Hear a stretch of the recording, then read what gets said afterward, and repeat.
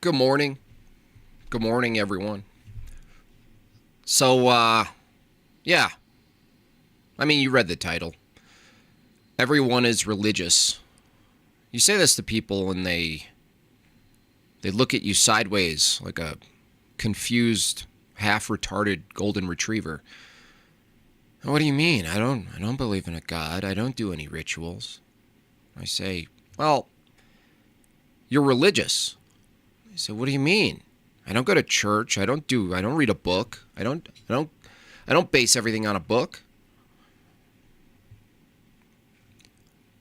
Maybe they don't know what we're referring to when we say this to them. They say, well, I believe in science. I follow science. There's nothing I believe in that's not outside of the, empirical view. I don't practice anything. No, you do.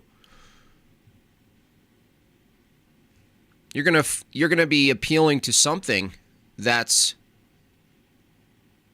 above what you can verify. You're going to be believing. In fact, I would say induction could be potentially smuggled into a religious belief. Now, of course, we've seen with the debates, the endless debates online, that you could argue just about anything so long as the definition allows it. And so, from someone who's oppositional to, say, religion or Christianity, who's carrying out a meaningless, purposeless, atheistic, mechanical life, if we told them what constitutes a religious belief, not a religion as a whole, but a religious belief, and they might accept the definition, a religious belief being a belief that you hold without evidence, without physical evidence, without empirical evidence, without scientific, quote, evidence. And they would say, yeah, that sounds about right. That sounds about right. Yeah, I don't do that. I go, yeah, you do. That's where I come in. I say, yeah, you do. You do. And so you look at the variety of positions and beliefs people hold, and you figure out which ones are held without any evidence. Now, coincidentally, evidence itself is a belief without evidence. If you believe in evidence, there's no evidence of evidence. Evidence is some metaphysical category we're placing on the external world. In the way we operate with the external world, you're already including interpretation of pure senses, pure sense data, inputs.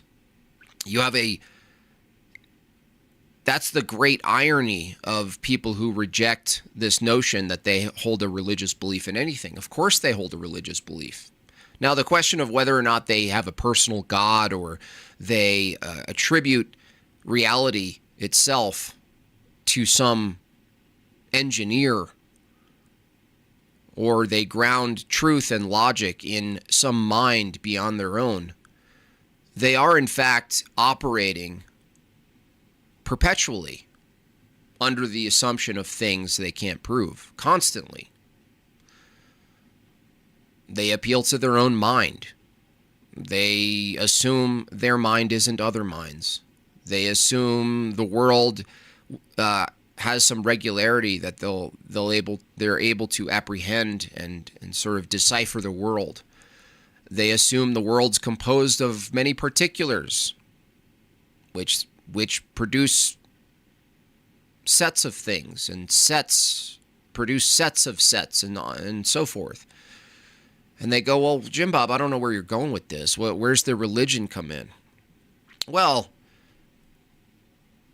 there's not a single atheist I have ever met, and we weren't around when David Hume lived his life. But I would assume even David Hume, in his pursuit of accurately and consistently holding his belief and evaluating his philosophical positions, even the pursuit toward accuracy in describing the world is already a type of religious activity. It's a tradition. It's towards something.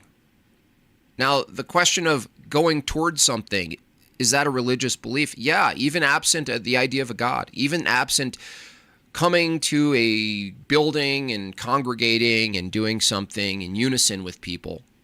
The very notion of going toward something you call truth, even descriptively, even a reduced view of truth that's merely propositional, that everyone you talk to, all of these people on these panels and on their atheist channel and all these debates, the act of coming together and even conversing with people in a way that you're assuming we're going to get to the bottom of this, right? We're going to get to the bottom.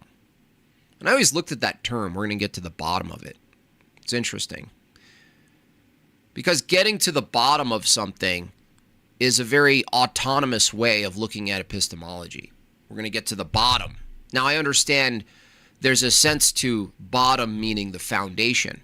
In that sense, it's accurate to say, let's get to the bottom. But if we're not constructing knowledge, from the atheist view, they believe we're constructing knowledge, that we're building blocks of knowledge from the bottom up. So when we say, well, let's get to the bottom of this, your starting point, your ground, before you even build the bricks of foundation, you still need the ground. Before you pour the cement foundation of the house, you still need the ground. The ground ultimately is the precondition for the foundation itself. So the atheist never gets to the bottom of anything. And then the Christian comes in and says, well, maybe you're looking at this the wrong way. You believe that there's something called truth that has some type of ontology such that you can grasp it and pursue it and hold it temporarily or describe it or keep it in your mind or use it against others. You assume this exists and you go, what is this? What is it you're referring to here? And then when you prod at their methodology, which is science and empiricism, evidentialism, they ultimately admit that it's completely arbitrarily built up from the bottom. Whereas a Christian will ultimately hold a theonomous epistemic system, which means it's revealed. That it's actually more proper to say we're going to get to the top of this.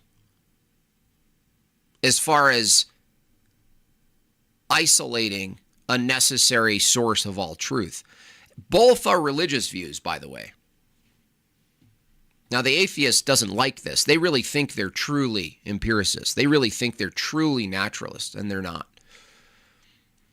In fact, if you define religion as rejecting all supernatural claims, distinctions, they really think they're holding this. Why? Because they saw a video of ghost chasers on some crappy reality TV show, and they're like, oh, that's supernaturalism right there.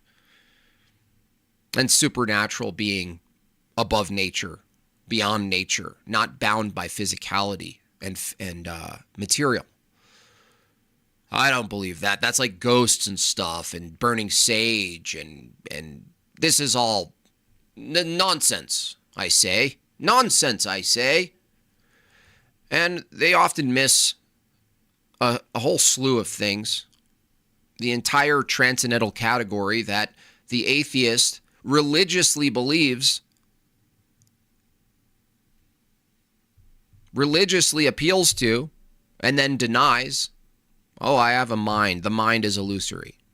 Oh, there's truth and knowledge, but it doesn't really exist in reality at all. Laws of logic? Oh, no, those are just descriptors of how the world operates.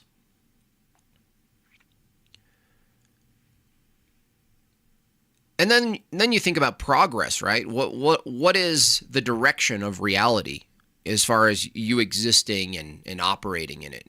Is there any place you're going to? Is there any purpose? They say no. They say, no, there's no purpose. Even that is a religious belief.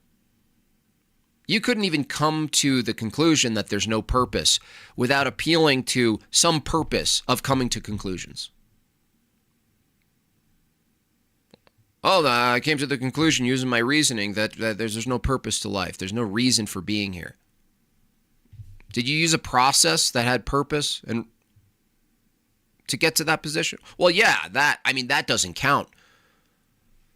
That's something else. That's, don't worry about him. Okay, cool. And then they have this view of progress too, right? They have a view that we're going to get somewhere.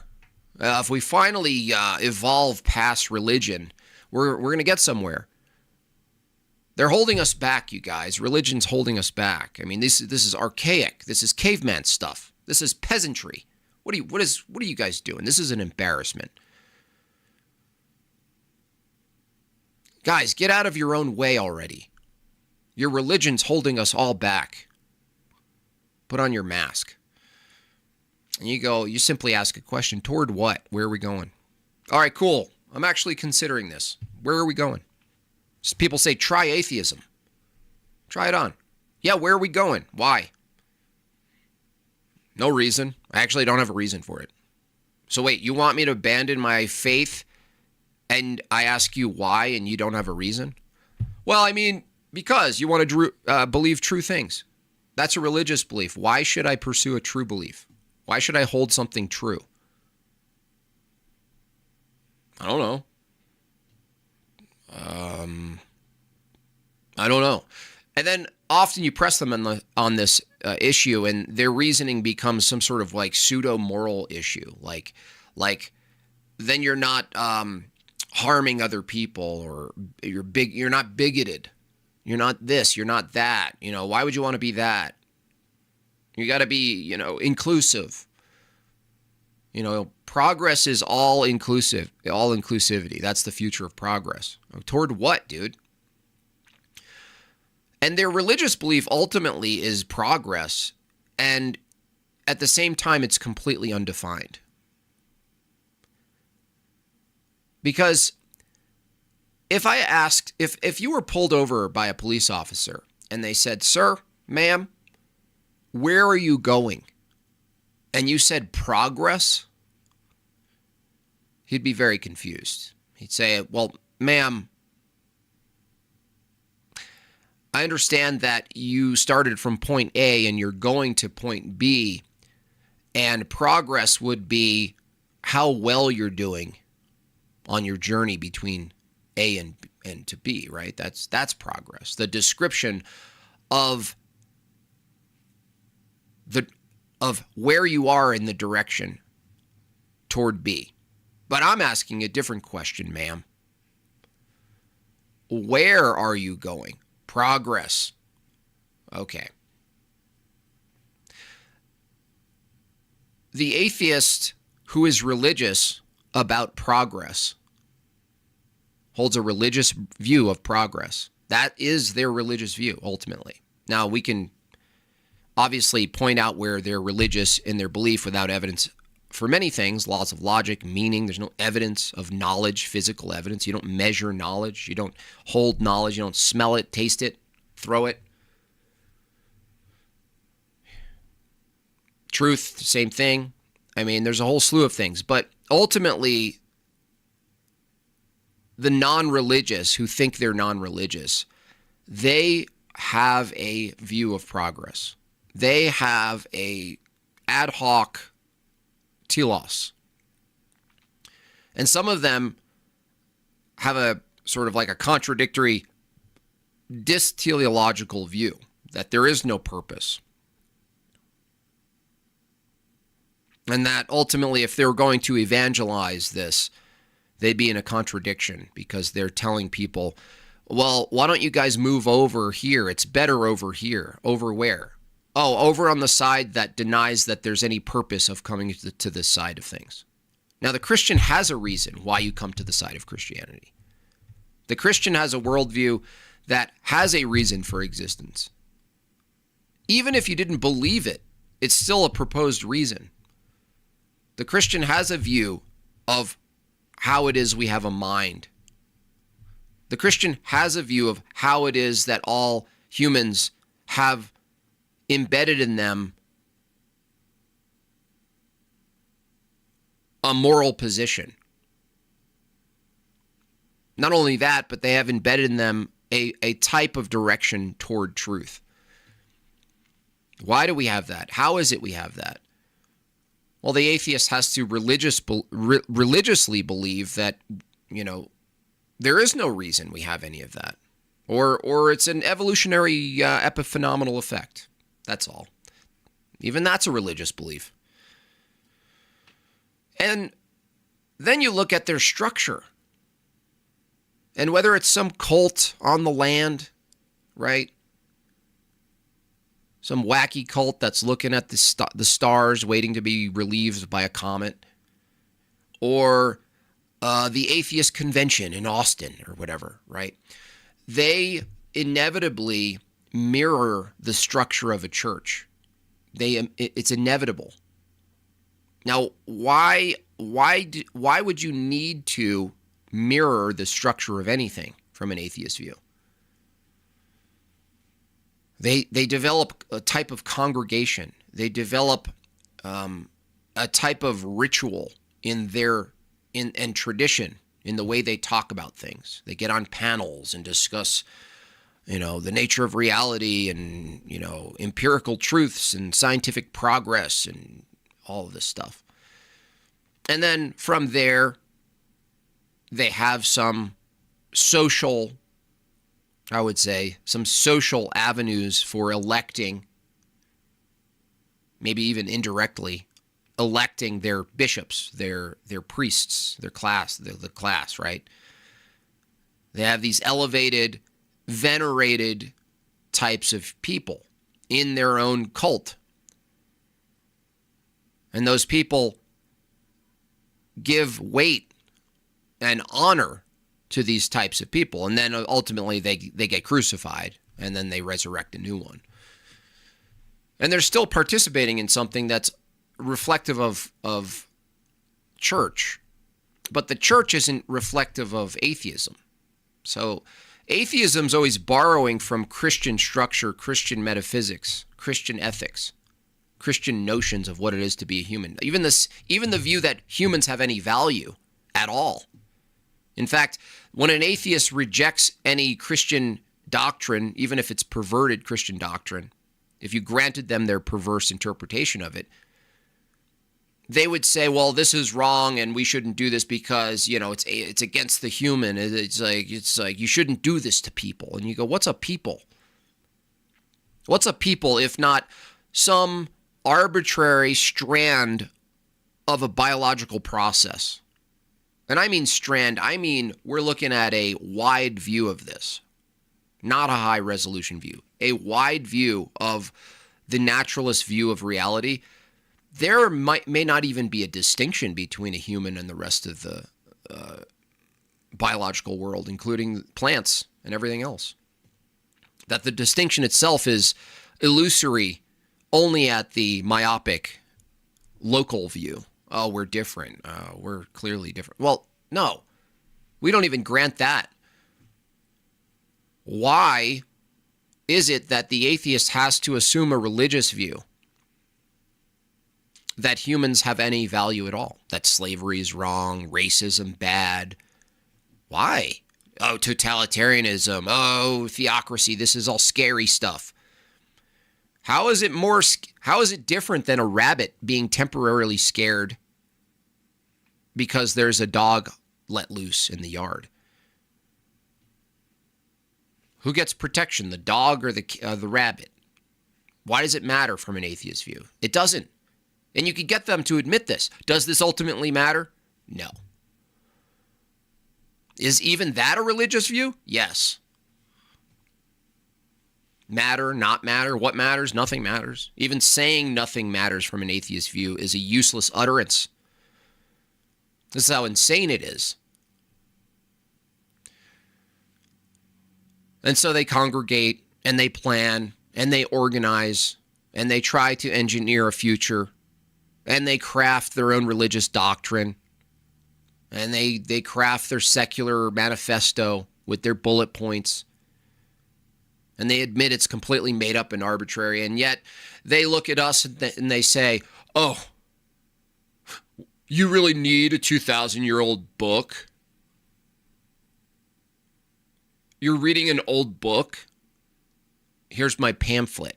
Here's my secular pamphlet. Oh, you're reading a pamphlet? Why did you guys write a pamphlet, by the way? Awfully religious of you to write a pamphlet. Are you going to go door to door? The watchtower? The atheist watchtower? Oh, hello, have you heard of atheism? And then they're like, it's not a belief, it's just a disbelief. Why are you organizing around a disbelief? What are you, nuts? There's people who have a belief in Bigfoot, and they actually organize around the belief in Bigfoot. And they set up tables and tents and coffee huts, and they have porta potties, and people are dressed up, and there's merchandise, and it's hilarious. But never once is there an anti-Bigfoot convention right next door. And yet you have that with atheism. And not just any atheism. It's not just any religion that they reject. It's particularly Christianity for some reason. Now, you and I can ponder what the reason is, but that's interesting. They always say, well, no, I mean, I don't believe in unicorns. We don't have a term for not believing in unicorns. And I'm like, yeah, but you also don't set up entire live streams and channels based on the disbelief in unicorns. If you really thought that the disbelief in unicorns or anything else was equal in a category as the disbelief in Jesus Christ, let's say, Christianity in particular, you wouldn't need to set up entire organizations that raise money.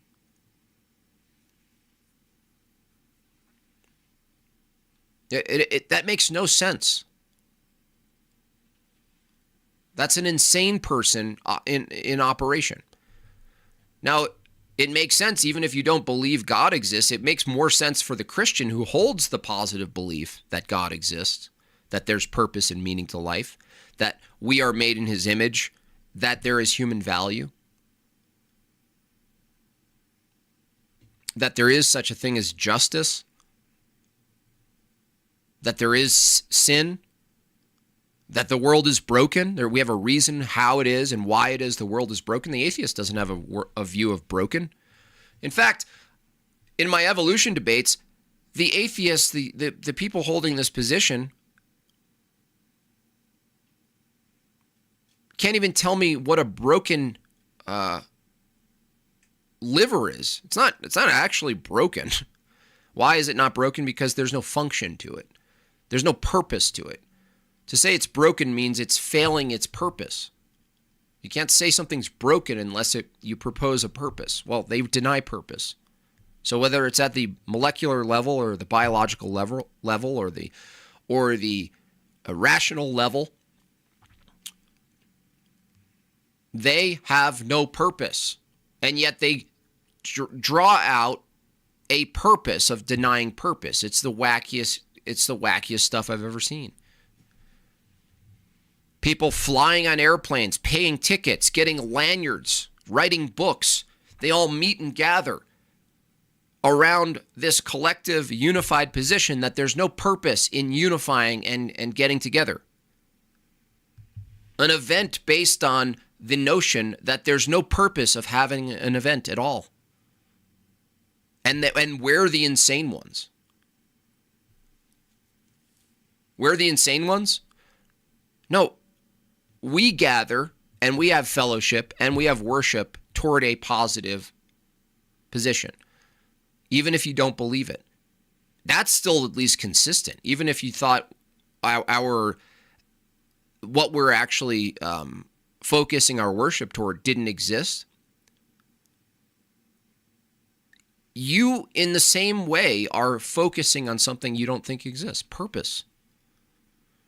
Progress. It's not really progress, right? It's not.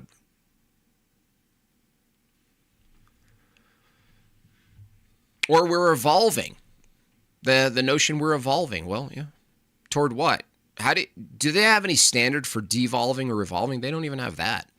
They can't even tell me where something's devolving or evolving. There would be no difference between the two. Why organize society based on laws from an atheist view? Isn't that a religious belief? Do they religiously believe in human rights? Of course they do. In fact, any position you held that was like naturalistic, you'd be admittedly going against the naturalistic position the moment you say we ought to organize in a certain way. We ought to believe rights exist. Oh, really? Do they exist? No, not really. Cool. I believe in God. Oh, you shouldn't believe in God. Why? Because God doesn't really exist. What? You just said rights don't exist, but we should believe in rights, but I believe in God, but I shouldn't because he doesn't really exist?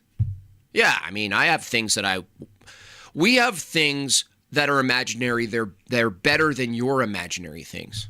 Really? Well, that's really spectacular. Have you written a book on this?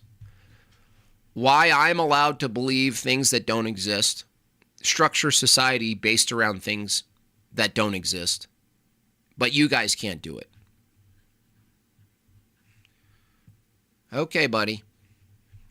Woo, cuckoo, cuckoo. And then they argue against hate, and then they suppose love exists. Even the perversion of love is love. What? What's that? Another fiction? Yeah, it's not actually love. It's just a chemical reaction that we experience in a certain way that seems to be unified in our experience. Not identical to each other, but enough to categorize it as such. Oh, really? Okay.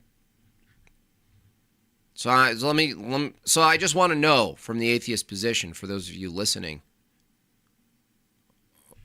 why is it you hold religious views that love exists, or compassion, or equity, inclusion, acceptance? All of these platitudes, are they real? No. No. They're not actually real. We're just physical machines. We're biological machines unfolding patterns of chemistry. Okay. Oh, that's another good one, right? We're unfolding patterns of chemistry. So are you saying that everything we believe up to this point is an effect of that? Oh, yeah, totally.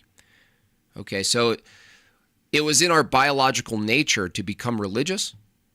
Yeah, I guess you could say that.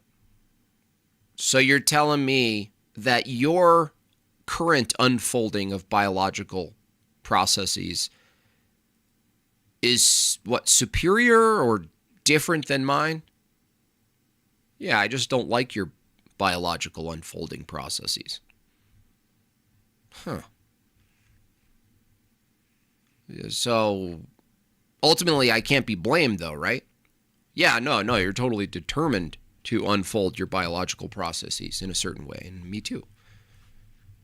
Okay, so mine unfolded in a determined way for me to believe in God. Not just any God, a particular God. Yep. And yours unfolded to not believe in God, right? Yep. So wait, what's the difference? There is no difference. It's all biologically unfolding. I just happen to think mine's better. Okay. Great. Why do you debate then? What's a debate? Well, a debate is when two biological systems unfold in front of other biological systems unfolding who are witnessing the biological unfolding of two biologically unfolding mechanisms. They have a microphone, though. And there's people who clap and take notes. And then at the end, it's really great. At the end of the debate, people in the audience, I don't know why I call them people, they're actually biologically unfolding mechanisms. They actually get up to a microphone that whatever comes out of their mouth through sound gets amplified. And then they say utterances, and then we pretend because the people paid for the event. So we have to pretend that there was actually some sort of meaning and truth being exchanged. So wait, you get to LARP as an atheist. You get to LARP as a religious, non-religious person. And you get to operate in the world based on what you'd admit are all fantasies, illusions. But your criticism of Christians is that they're participating in a delusion? Am I getting this correct? Is that what you're really saying to me right now? Lord have mercy. Well, my biological unfolding mechanism has led me to believe that you, all of you, are religious.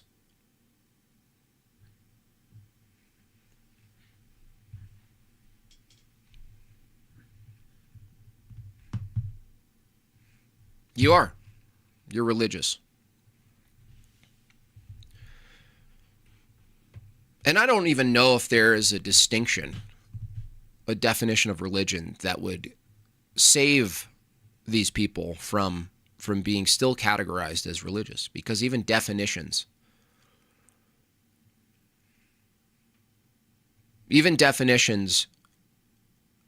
require a set of presuppositions that are ultimately religious. No matter how you define religion, let's say you strictly said, I just don't believe in a God. And then you go, yeah, but that's based on an epistemic standard. And they say, yeah. And you go, cool. Well, now you're back to something you believe in without evidence. So if the atheist gets to believe in a number of things without evidence, then so does the Christian.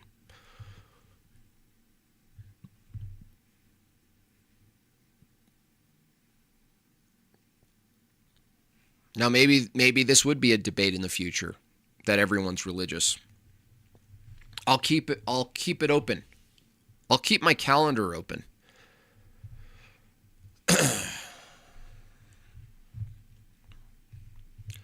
Well, that's my position. I'm sticking to it.